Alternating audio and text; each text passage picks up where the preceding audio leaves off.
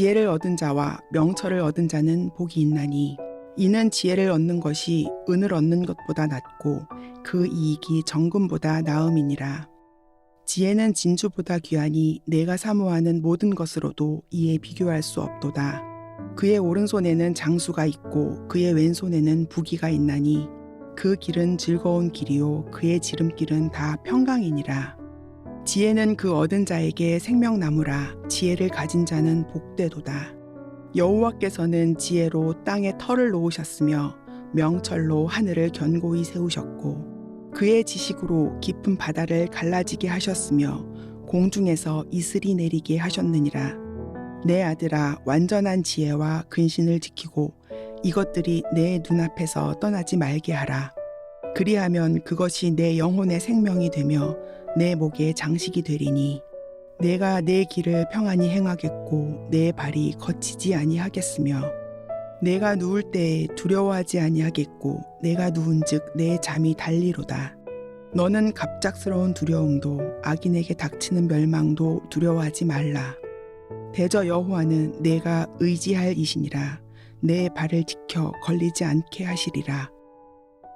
10월 5일 목요일 새벽 말씀 큐티를 시작하겠습니다.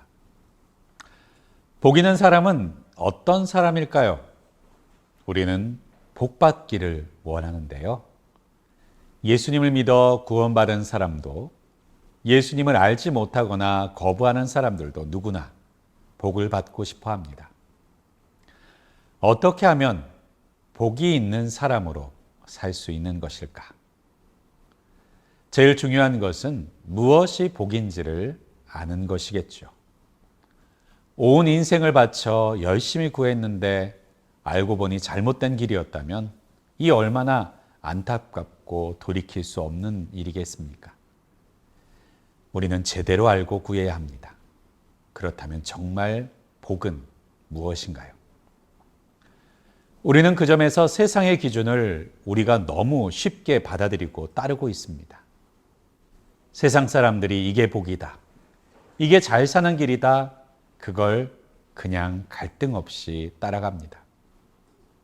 그러다가 인생의 어느 순간엔 이게 아닌데 하는 생각이 들기도 하는 것이죠. 무엇보다 세상은 복 있는 사람보다 복 받는 사람이 되고 싶어 합니다. 둘 사이 무슨 차이가 있을까요? 가장 큰 특징은 복을 받는 사람은 나는 아무것도 변하지 않거나 바뀌지 않은 채 복만 받아서 누리고 싶어 한다는 것입니다. 반면 복 있는 사람은 그 사람의 삶 자체가 복을 누리는 사람으로 변화되는 것에 핵심이 있다는 것이 차이인 것이죠. 흔히 잘못된 신앙생활의 대표적인 것으로 기복신앙을 꼽기도 합니다. 복을 구하는 신앙은 잘못된 것이 아닙니다. 상을 구하는 신앙도 잘못된 것은 아닙니다. 만약 그것이 잘못된 것이라면 히브리서 11장 6절에서처럼 믿음이 없이는 하나님을 기쁘시게 하지 못하나니 하나님께 나아가는 자는 반드시 그가 계신 것과 또 그가 자기를 찾는 자들에게 상 주시는 이심을 믿어야 할지니라 라고 말씀하지는 않으셨을 것입니다.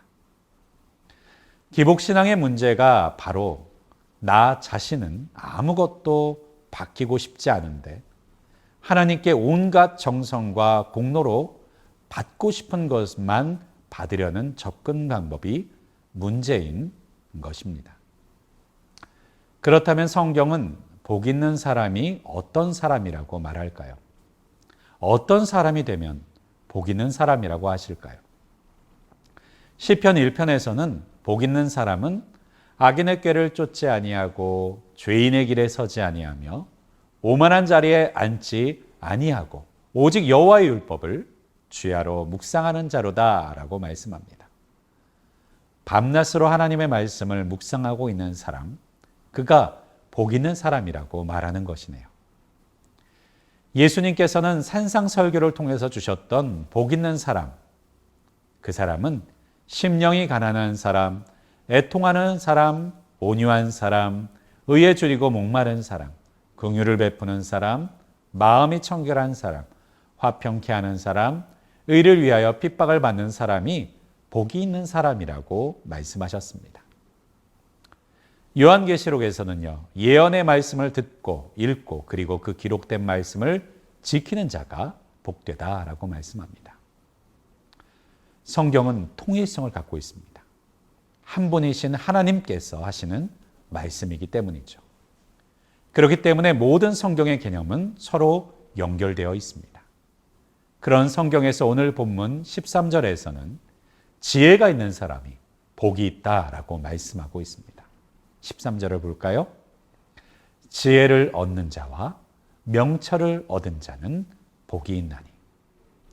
그 복이 어느 정도의 복이냐면요, 이 지혜를 얻는 것이 은을 얻는 것보다, 당시 돈으로 통용됐던 은을 얻는 것보다 낫고 그 이익이 정금보다 낫다라고 말합니다. 더 나아가 진주와 같은 보석보다 귀하고 우리가 사모하는 모든 것을 모은 것과도 비교할 수 없을 정도로 크다라고 합니다. 원어를 보면 지혜는 단지 사모하는 것을 넘어서 어떤 것보다 가장 귀하고 큰 기쁨이다라고 표현하기도 합니다. 사랑하는 여러분, 하나님께서는 지혜로운 것보다 더 큰 기쁨이 없다고 말씀하고 계시는 것이네요. 더 나아가 16절을 보겠습니다. 그의 오른손에는 장수가 있고 그의 왼손에는 부귀가 있나니. 지혜를 가진 사람에게는 우리가 사모하는 것들, 더 나아가 장수와 부귀가 결과로 주어진다는 말씀입니다. 장수나 부귀에 매달리지 않아도 지혜를 가진 사람에게는 그것이 따라온다는 말씀이네요. 또 18절의 말씀입니다. 지혜는 그 얻은 자에게 생명나무라 지혜를 가진 자는 복되도다. 이 생명나무라는 말은요, 창세기에서 먹으면 영생할 수 있었던 나무를 말합니다. 그러나 하나님께서는 범죄한 사람이 먹지 못하도록 생명나무에 이르는 길을 그룹들과 불칼로 지키게 하셨죠. 그리고 요한계시록 2장 7절에서는요, 승리하는 자에게 낙원에 있는 생명나무 열매를 주어 먹게 할 것이다 라고 하셨습니다. 영생에 대한 말씀이네요.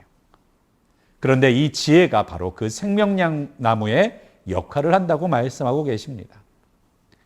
영생, 생명나무의 원천이 어디에 있습니까? 바로 하나님이세요. 영생은 하나님으로부터 공급되는 것입니다. 즉 지혜를 통해서, 하나님을 아는 것을 통해서 하나님께서 약속하신 그리스도 예수에 대한 지식이 우리에게 영생의 선물로 주어진다라고 하는 것이네요. 또한 19절 이하의 말씀처럼 하나님께서는 이 지혜를 통해 천지 만물을 창조하셨습니다. 천지 만물을 창조하신 목적은 바로 하나님의 하나님 되심을 나타내시기 위함인데요.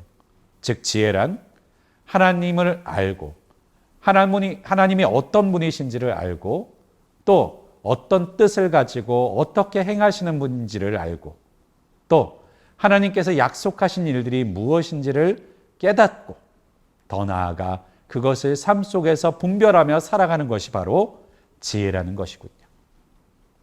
말씀을 정리하고자 합니다. 세상은 물질을 소유하는 것을 통해 기쁨과 행복을 얻을 수 있다고 말합니다.